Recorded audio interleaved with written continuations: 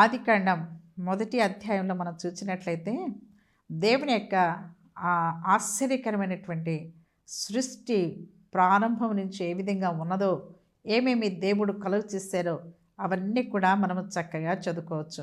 మనం కొన్ని అందులో మనం జ్ఞాపకం చేసుకుందాం. రండి చూద్దాం. ఆదికాండం మొదటి అధ్యాయం 11వ వచనాన్ని నేను చదువుతూ ఉన్నా.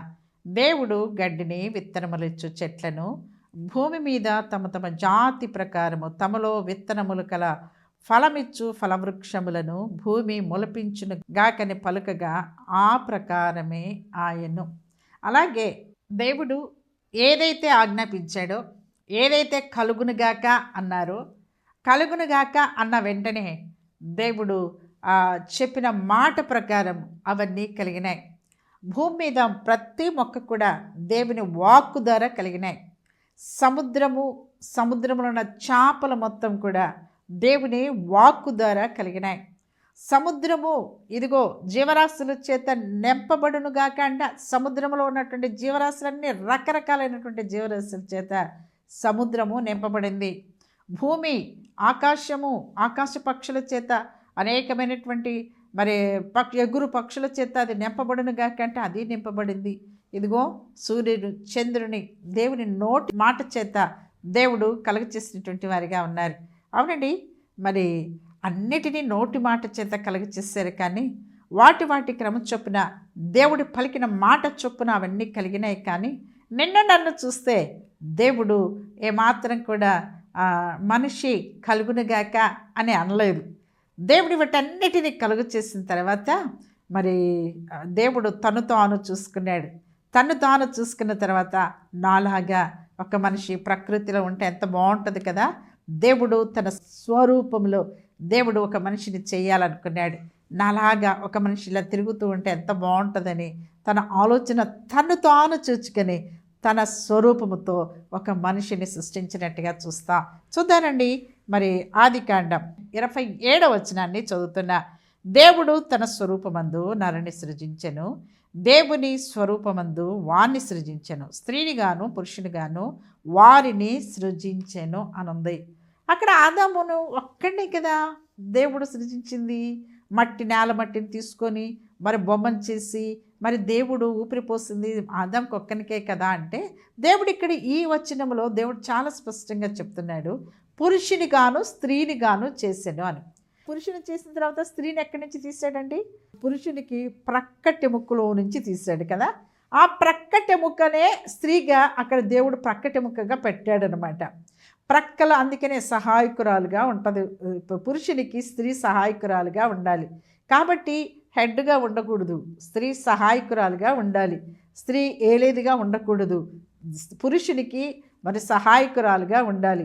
అలా అని పురుషులు కాలు కింద పెట్టకూడదు. సాటి అయిన సహాయంగా దేవుడు స్త్రీని పెట్టాడు. ఓకే, ఇక్కడ దేవుడు సముద్రంలోని చేపలను మరి అన్నిటినీ కలుగునుగాక అంటే కలిగినాయి.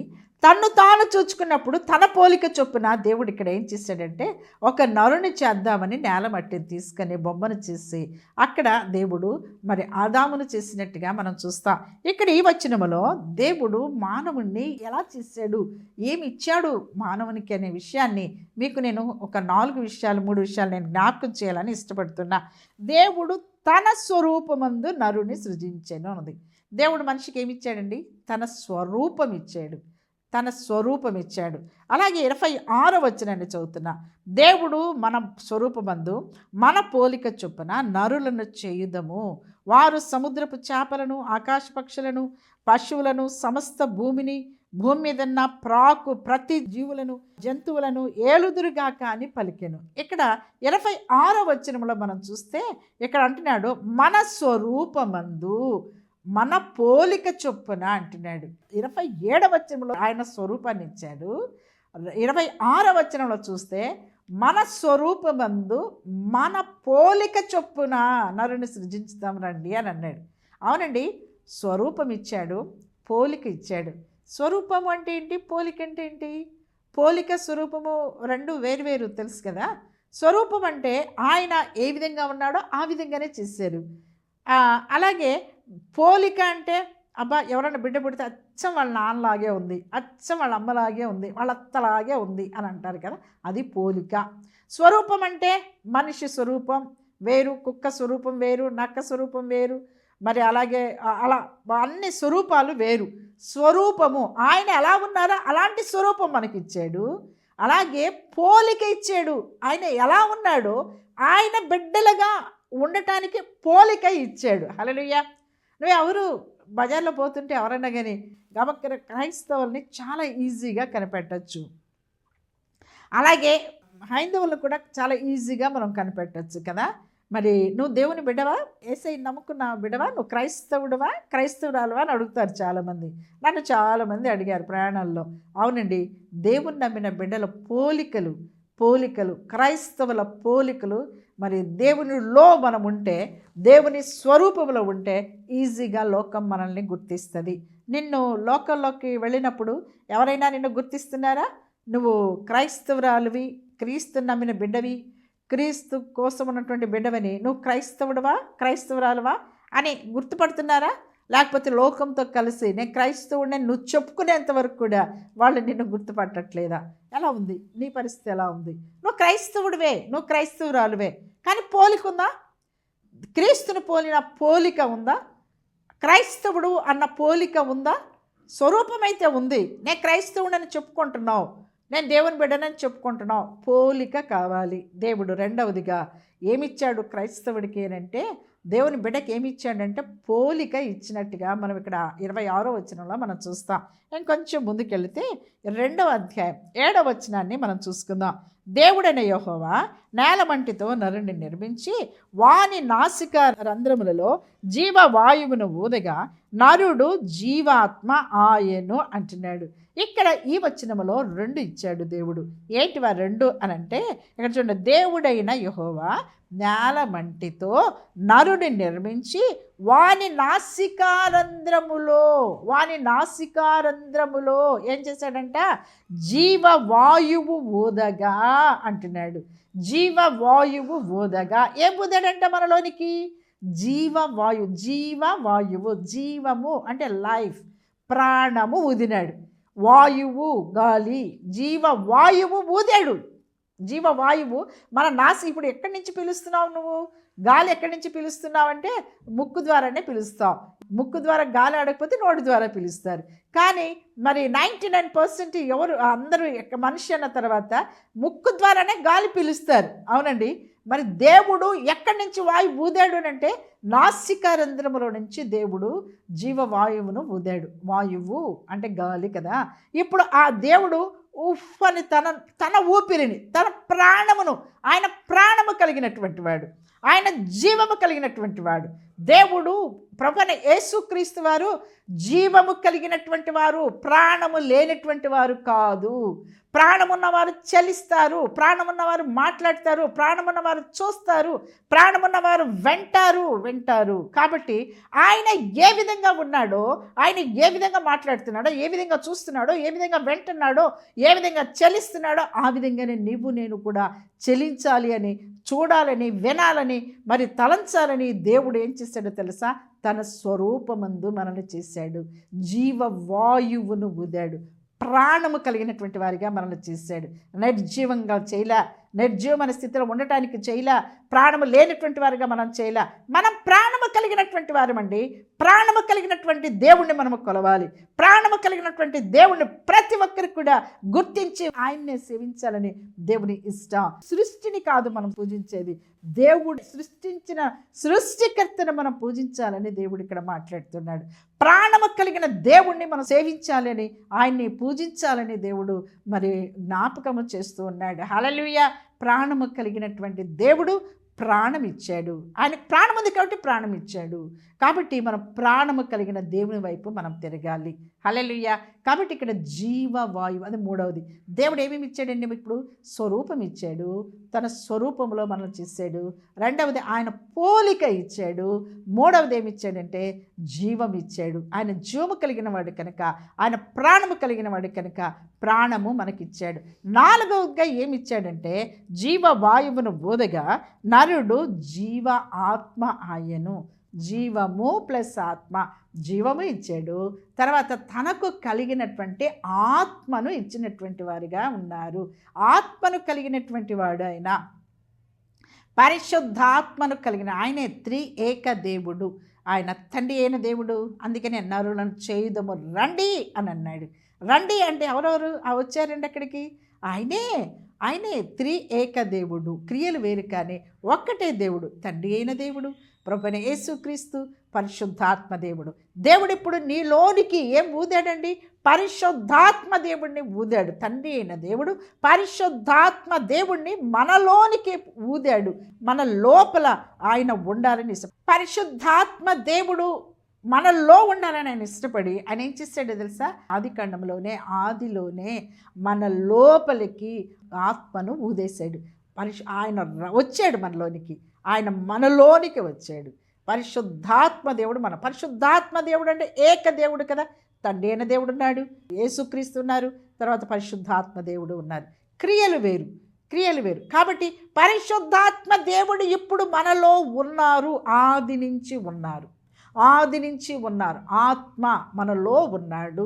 మనలో నివాసము చేయటానికి ఆయన ఆదాములోనికి ఒక మట్టినిచ్చే బొమ్మగా చేసి దేవుడు మనకి 4 ఇచ్చారండి. ఏమిచ్చాడు? ఆయన యొక్క స్వరూపం ఇచ్చారు, ఆయన యొక్క పోలికిచ్చారు, ఆయన యొక్క ప్రాణం ఇచ్చారు, ఆయన యొక్క జీవము ఆత్మ ఇచ్చారు. ఆయన ఆత్మనిచ్చాడు. ఆత్మ, పరిశుద్ధ ఆత్మ, పరిశుద్ధత ఇచ్చాడు. ఇప్పుడు ఆ 4 కలిగినటువంటి ఆదాము పరిశుద్ధంగా ఉన్నాడు. పరిశుద్ధంగా ఉన్నటువంటి ఆదాముతో ప్రతిదినము కూడా దేవుడు సహవాసం చేయాలని. దొంగలతో స్నేహం చేస్తారు, వ్యభిచారులతో స్నేహం చేస్తారు, మంచివారితో స్నేహం చేస్తారు కదండి. కాబట్టి ఎవరు ఆ స్నేహము, ఆ స్వభావాన్ని బట్టి వారు ఆ విధంగా స్నేహం చేస్తూ ఉంటారు. దేవుడు పరిశుద్ధుడు కనుక పరిశుద్ధునితో సహవాసం చేయాలని దేవుడు తన ఆత్మను, పరిశుద్ధతను ఆదాములోనికి పంపించాడు. దేవుడు ఈ విధంగా పరిశుద్ధాత్మను మనలో ఉంచారు కనుక, ఆ పరిశుద్ధాత్మ మనలో పరిశుద్ధత ఉన్నది కనుక ఆదాముతో సహవాసం చేయాలని దేవుడు ఇష్టపడ్డారు. అందుకని ప్రతిరోజు కూడా వాళ్ళిద్దరు చక్కగా మాట్లాడుకుంటూ చల్లపూట ఇద్దరు స్నేహం కలిగి తన స్వరూపాన్ని చూసుకొని, తన పోలిక చొప్పున ఉన్నటువంటి మానవుని చూసుకొని ఆయన ఎంతగానో ఆనందిస్తూ వచ్చారు, ఎంతగానో సంతోషిస్తూ వచ్చారు. ఆ విధంగా సంతోషించేటువంటి ఆ సంతోష సమయంలో సాతానుడు ఎంటర్ అయ్యారు. రోజు మాట్లాడుతున్న స్వరం వేరు, ఇప్పుడు మాట్లాడుతున్న స్వరం వేరు. అవును, ఆ స్వరాన్ని అవ్వమ్మ గుర్తించలేకపోయింది. సాతాను మాట విని ఏం చేసిందంటే తినవద్దు అన్నటువంటి పండుని తిని మరి లోపల ఉన్న పరిశుద్ధతను పోగొట్టుకున్నది. ఎక్కడైతే పాపం ఉంటుందో అక్కడ దేవుడు ఉండడు. ఆజ్ఞాతిక్రమే పాపం కదా. కాబట్టి ఆజ్ఞను అతిక్రమించిన వెంటనే ఏమైపోయినాడంటే లోపలున్న ఆత్మ బయటికి వచ్చేసాడు. ఇప్పుడు లోపల ఏమున్నది? లోపల జీవమున్నది, లోపల ఆత్మ, పరిశుద్ధాత్మ దేవుడు ఉన్నాడు. ఇప్పుడు ఏమి బయటకు వచ్చింది అని అంటే పరిశుద్ధ ఆత్మ, ఆ పరిశుద్ధత అనేటువంటిది బయటకు వచ్చేసింది. ఆజ్ఞాతికరం పాపం ఉన్న చోట పరిశుద్ధత ఉండదు కనుక వెలుగున్న చోట చీకటి ఉండదు, చీకటి ఉన్న చోట వెలుగు ఉండదు. కాబట్టి చీకటి తరమాలంటే వెలుగు ఉండాలి అక్కడ. కాబట్టి ఇప్పుడు వెలుగు బయటికి వచ్చేసింది, ఆత్మ బయటకు వచ్చేసాడు. బయటకు వచ్చేసిన వెంటనే అక్కడ ఆ పాపము తెలిసింది, పాపము ఎంటర్ అయింది, లోపలికి ఎంటర్ అయిపోయింది. అవునండి, ఇప్పుడు నేను ఒక మాట చెప్తాను. పరిశుద్ధాత్మ దేవుడు పరిశుద్ధత అనేది బయటికి రాగానే పాపము లోపలికి వచ్చేసింది. ఒకటి బయటకు వచ్చేసింది, ఒకటి లోపలికి వచ్చేసింది. ఇప్పుడు ఆత్మ పరిశుద్ధత బయటకు వచ్చేసింది, పాపము లోపలికి వచ్చేసింది. అందుకనే మనిషి పాపి అయిపోయినాడు. మొట్టమొదటి పాపి కాదు, మనిషి పాపి కానే కాదు. కాబట్టి ఈ యొక్క అవ్వ చేసిన పనికి మనిషి పాపి అయిపోయినాడు. ఎప్పుడు ఏమైందంటే ఈ పరిశుద్ధాత్మ దేవుడు మళ్ళీ రావాలి, మనిషిలోనికి రావాలి అంటే పరిశుద్ధత లోపలికి రావాలి. తలవాల్చుకునేటకైనాను ఆయనకు స్థలం లేదు అని రాయబడింది కదా. నక్కలకు బొరియలు ఉన్నాయి, ఆకాశ పక్షులకు స్థలం ఉంది. మరి ఇక్కడ దేవుడు తలవాల్చుకునేటకైనా స్థలం లేదట. ఆయన పుట్టినప్పుడు కూడా స్థలం లేదు, ఆయనకి పండబెట్టడానికి కూడా స్థలం లేదు. అందుకనే పశువుల తొట్టిలో పండబెట్టారు. ఎందుకనంటే అది స్థలం కాదు ఆయనకి, ఈ భూలోకం స్థలం లేదు ఆయనకి. ఆయనది భూలోకం కాదు, మన కోసం సృష్టించాడు అంతే ఈ భూమిని. మన మనిషిగా మనం సంతోషించాలి, ఆనందించాలి, ఆయన సృష్టిలో మనం ఉండాలి, ఆయన సృష్టిని మనం వర్ణించాలి, ఆయన మహింపరచాలి. ఇక్కడ కొంతకాలం ఉండేది ఆయన మన కోసం ఈ సృష్టిని సృష్టించారు అంతే. ఇదంతా కూడా మన కోసం కలుగచేస్తారు అంతే. అన్ని కంఫర్ట్స్ పెట్టి మరి పెళ్లి కూతుర్ని పెళ్లి కొడుకుని ఏ విధంగా అన్నీ ఇచ్చి వాళ్ళకి మంచి సౌఖ్యాలు కల్పించి కంఫర్ట్స్ ఇచ్చి వాళ్ళకి ఇవ్వాల్సినవన్నీ ఇచ్చి ఎలా వాళ్ళని ఒక కుటుంబముగా వాళ్ళని ఒక ఇంటిలో చేరుస్తారు, అలాగే మనము కూడా సంతోషంగా ఆనందంగా ఉండాలి అని ఆయన ఏం చేశాడో తెలుసా? మనకి ఈ లోకంలో అన్ని కంఫర్ట్స్ ఇచ్చేసారు. ప్రతి ఒక్కటి పండ్లు ఇచ్చాడు, మన ఫలాలు ఇచ్చారు, మన భూమిలో పంట ఇచ్చాడు, అన్నీ కూడా మనకు తాట నీళ్ళు ఇచ్చారు, ఆక్సిజన్ ఇచ్చాడు. ప్రతి ఒక్కటి ఏది కూడా కుదవలేకోకుండా ఆయన ఈ గాల్లో పెట్టాడు, భూమిలో పెట్టాడు, విలువైన వస్తువులు పెట్టారు, అన్నీ ఇచ్చేసాడండి, అన్నీ ఇచ్చేసారు. కానీ దానిని మనం స్వాధీనం చేసుకోవటంలో మనం తప్పిపోయాం. పాపం ఎంటర్ అయిపోయిన తర్వాత అవి మనల్ని ఏలటం ప్రారంభించాయి, కానీ మనము వాటి మీద ఆధిపత్యం చేయలేకపోయినాం. ఇప్పుడు మనం పాపులంగా మారిపోయినాం, ఆజ్ఞను అతిక్రమించినాం, దేవునికి దూరం అయిపోయినాం.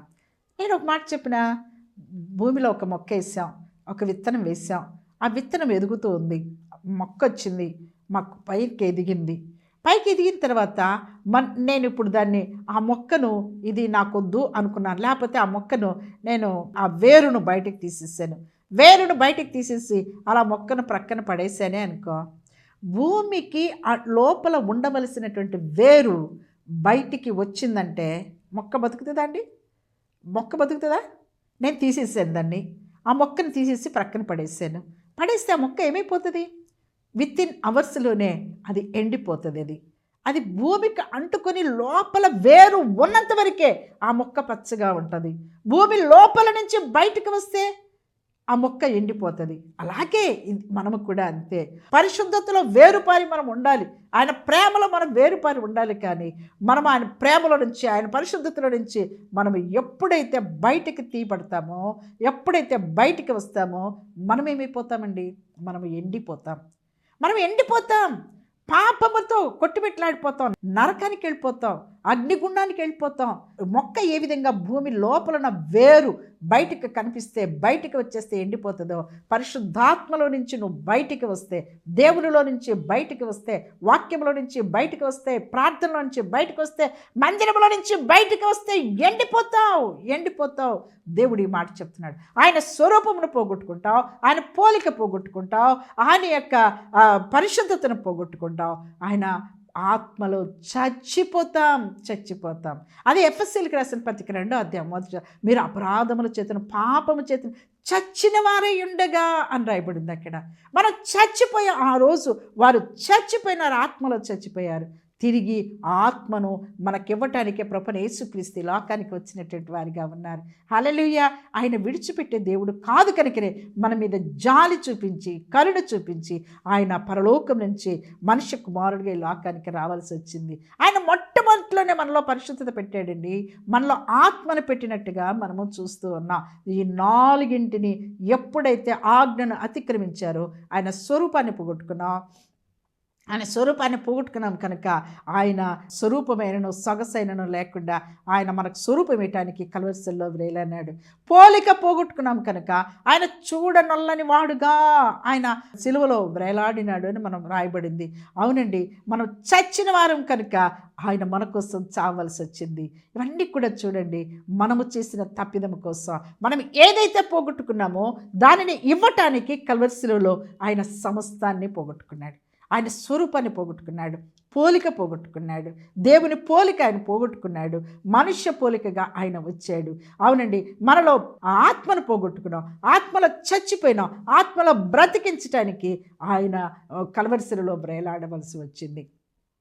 చూసారా, మనము చేసిన తప్పిదాన్ని బట్టి ఆయనకి ఎంత శిక్ష విధించబడిందో. మరి పోగొట్టుకున్నటువంటి నీవు ఈ దినము ఏదైతే పోగొట్టుకున్నావో, నీకు స్వరూపం ఉందేమో, ఆయన పోలిక లేదేమో, ఆయన పోలిక చొప్పున నువ్వు లోకల్లో నడవట్లేదేమో, నీకు జీవం ఉంది, ప్రాణం ఉంది, ప్రాణం తీసేయలే ఆయన.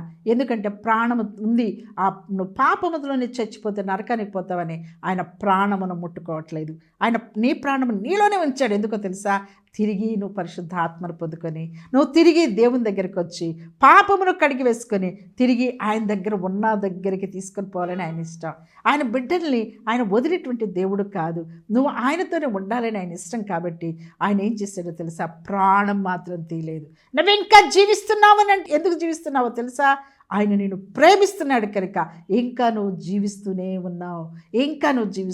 ఎందుకో తెలుసా? నువ్వు పోగొట్టుకున్న ఆయన ప్రేమ, నువ్వు పోగొట్టుకున్న విశ్వాసం, నువ్వు పోగొట్టుకున్న ఆయన పోలిక, నువ్వు పోగొట్టుకున్న ఆయన స్వరూపాన్ని తిరిగి నువ్వు పొందుకోవాలని ఆయన నీకు ఈ వాక్యాలన్నీ కూడా నీకు అందిస్తూ ఉన్నారు. తిరిగి నువ్వు ఈ దినం క్షమాపణ అడుగుతావా? యేసయ్య నీ పోలిక చొప్పున నేను నడవాలి, నేను ఉండాలి అని నువ్వు అడుగుతావా? ఈ దినమే ఆ విధంగా నువ్వు ఒక తీర్మానం చేసుకో. యేసు రక్తంలో కడగబడు, యేసు సారూప్యంలోకి మలచబడు, యేసు పోలికలోనికి నువ్వు రావాలని పరిశుద్ధాత్మదేవుడు నిన్నే హెచ్చరిస్తూ ఉన్నారు. రండి మనం ముందుకెళ్దాం. కొరింథీయులకు రాసిన మొదటి పత్రిక 3వ అధ్యాయం 16-17 వచనాలు చూస్తే, మీరు దేవుని ఆలయమై ఉన్నారనియు దేవుని ఆత్మ మీలో నివసించుచున్నాడని మీరు ఎరుగరా? దేవుని ఆలయము పరిశుద్ధమైనది, మీరు ఆ ఆలయమై ఉన్నారు. ఆయన ఆలయమై మనం ఉన్నాం. ఆయన ఆలయముగా మనం కట్టబడ ఆలయంలో దేవుడు ఉన్నారు అని అంటారు కదా. అందరు నేను గుడికి వెళ్తున్నా, నేను చర్చికి వెళ్తున్నా అంటారు. ఎందుకంటే అక్కడ దేవుడు ఉన్నాడు అని ఒక భక్తి. ఇప్పుడు నువ్వే ఒక ఆలయంగా ఆయన రావాలి అని అంటున్నాడు. ఆయన రావాలంటే నువ్వే ఒక ఆలయంగా మారాలి అని దేవుడు ఇష్టపడుతున్నారు. నువ్వు ఒక ఆలయంగా నువ్వు మారుతావా? రండి, ప్రసంగి గ్రంథం 3వ అధ్యాయం 20 వచనం. సమస్తం మంటిలో నుండి పుట్టెను, సమస్తము మంటికే తిరిగిపోవును. ప్రసంగి గ్రంథం 12వ అధ్యాయం 7వ వచనం. మన్నైనది వెనుకటి వలె మరలా భూమికి చేరును, ఆత్మ దానిని దయచేసిన దేవుని యొద్దకు మరలా పోవును అంటున్నాడు. అవునండి, ఆత్మ మనలో ఉంటే మనం చచ్చిపోతే మనం మరలా ఆ ఆత్మ తిరిగి ఆ మహిమ శరీరం ధరించుకొని దేవుని దగ్గరికి వెళ్తాడు. ఇప్పుడు ఆత్మ బయటకు వచ్చిన తర్వాత ఏం శరీరం ఉంటుంది? అక్కడ ప్రాణం ఒకటే కదా ఉండేది. ఆ ప్రాణం పోయి ఎక్కడ పడుతుంది? నరకంలో పడిపోతుంది. అవునండి, ఆత్మ శరీరం ధరిస్తుంది, కానీ అక్కడ నువ్వు యుగాలు కాలాల్సి వస్తుంది. ఇప్పుడు చనిపోయిన తర్వాత దేవుడు దయచేసిన ఆత్మ దేవుని దగ్గరికి పోవాల్సింది ఎక్కడ పోతుందంటే ఇప్పుడు నరకంలోకి వెళ్ళిపోతుంది. కాబట్టి దేవుడు అందుకనే ఆలస్యం చేస్తున్నాడు, ఇంకా రావటానికి ఆలస్యం చేస్తున్నారు. కాబట్టి దేవుడు మాట్లాడుతుండగా మనల్ని మనం సరి చేసుకుందామా? యోహాను రాసిన మొదటి పత్రిక 5వ అధ్యాయం 4వ వచనాన్ని చూస్తే, దేవుని మూలంగా పుట్టిన వారందరూ లోకమును జయించుదురు, లోకమును జయించిన విజయము మన విశ్వాసము అంటున్నాడు. మన విశ్వాసం. ఏ లోకాన్ని జయించాం మనం? ఎట్లా జయిస్తాం? క్రీస్తు యేసు రక్తం ద్వారా జయిస్తాం. క్రీస్తు యేసులో మనం జయిస్తాం. లోకం అంటే లోకంను జయించిన విశ్వాసం ఏంటిదంటే, లోకం అంటే మనం చూసుకున్న శరీరాశ, నేత్రాశ, జీవపుడమ్మం, వీటన్నిటి మీద జయము రావాలి అనంటే నీకు దేవునిలో ఉంటే, యేసుక్రీస్తులో ఉంటే, యేసుక్రీస్తు నామములో వాటన్నిటిని కూడా దేవుడు ఎప్పుడైతే మనలో ఉంటాడో అప్పుడు పరిశుద్ధాత్మ దేవుడు వాటన్నిటి మీద జయము మనకి ఇచ్చేటువంటి వారిగా ఉన్నారు. హల్లెలూయా. మరి అలాంటి జయము, అలాంటి విశ్వాసం నీలో ఉన్నదా? ఆయన్ని పిలుస్తావా? ఈ దినం నువ్వు పిలుస్తావా? కీర్తన గ్రంథం 51వ అధ్యాయం 10వ వచనాన్ని మనం చూసినట్లయితే దావీదు ప్రార్థన చేస్తున్నాడు. దేవా, నా యందు శుద్ధ హృదయము కలుగచేయము, నా అంతరంగంలో స్థిరమైన మనస్సును నూతనంగా పుట్టించయ్యా. నేను పడిపోయా, నేను నిజంగా దూరం అయిపోయా. నూతనంగా నీ రక్షణ ఆనందం నాకు, నూతనంగా స్థిరమైన మనస్సు నాకు పుట్టించు అంటాడు. 12వ వచనం, నీ రక్షణ ఆనందము నాకు మరలా పుట్టించము, సమ్మతి గల మనస్సు కలుగచేసి నన్ను దృఢపరచు. ఇంకెప్పుడు పడిపోకుండా, ఇంకెప్పుడు లోకంలోకి వెళ్ళకుండా, ఇంకెప్పుడు సాతాను వైపు చూడకుండా, వాడి క్రియల వైపు చూడకుండా నన్ను దృఢపరచు ప్రభువా అని అంటున్నాడు. రండి, ఇక్కడ 11వ వచనం చూస్తే, నీ సన్నిధిలో నుండి నన్ను త్రోసివేయకము, నీ పరిశుద్ధాత్మ నా యొద్ద నుండి తీసివేయకము అంటాడు. నన్ను తీసేయద్దు, నీ దగ్గర నుంచి తోసివేయద్దు, నీ దగ్గరే ఉంటాను ప్రభువా. నన్ను తోసి నా దృఢపరచు ప్రభువా. మరలా రక్షణానందం నాకు ఈరోజు చెప్తావా? ప్రభువా, మరలా నాకు నీ ప్రేమ దయచేయి, మరలా నీ విశ్వాసం దయచేయి, మరలా నేను నీలో సంతోషించేటట్టు చేయి, మరలా నాకు రక్షణానందం కలిగించని చెప్తావా? ఒక తీర్మానం చేసుకుంటావా? నీకోసం నేను ప్రార్థన చేస్తాను. ఖచ్చితంగా చేసుకో. ఒకవేళ దేవునికి దూరంగా ఉన్నావేమో, దేవుడు దగ్గరగా నిన్నే ఒక ఆలయంగా చేసుకోవాలని, నీలో ఉండాలని దేవుడు ఇష్టపడుతున్నారు. ప్రార్థన చేద్దామా? యేసే తండ్రి, స్తోత్రమయ్యా, మహాపరిశుద్ధుడైన దేవా, నీకు వందనాలు. మీరు ఇచ్చిన అయ్యా వర్తమానాన్ని బట్టి మీకు వందనాలు. అవునయ్యా, మీరు మాకు ఆదిలోనే ప్రభా మీరు మాలో ఉండాలని, మాలో నివసించాలని మీరు ఇష్టపడిన దేవుడు. ప్రభా మీ పరిశుద్ధతను మాకు ఇచ్చావు. ఇదిగో చూస్తున్న బిడ్డలు ఎవరైతే పరిశుద్ధతను పోగొట్టుకున్నారో, మీ ప్రేమను, విశ్వాసాన్ని, రక్షణను పోగొట్టుకున్నారో, దూరంగా ఉన్నారు, మరలా ప్రభు ఆ బిడ్డల్ని నీ దగ్గరికి అయా మీరు తీసుకోండి నైనా. మరలా వారికి రక్షణ ఆనందము కలిగించి దృఢపరచండి, స్థిరపరచమని యేసు నామమును బట్టి అడిగి వేడుకొంచున్నాను తండ్రి. Amen, amen. Praise the Lord. God bless you.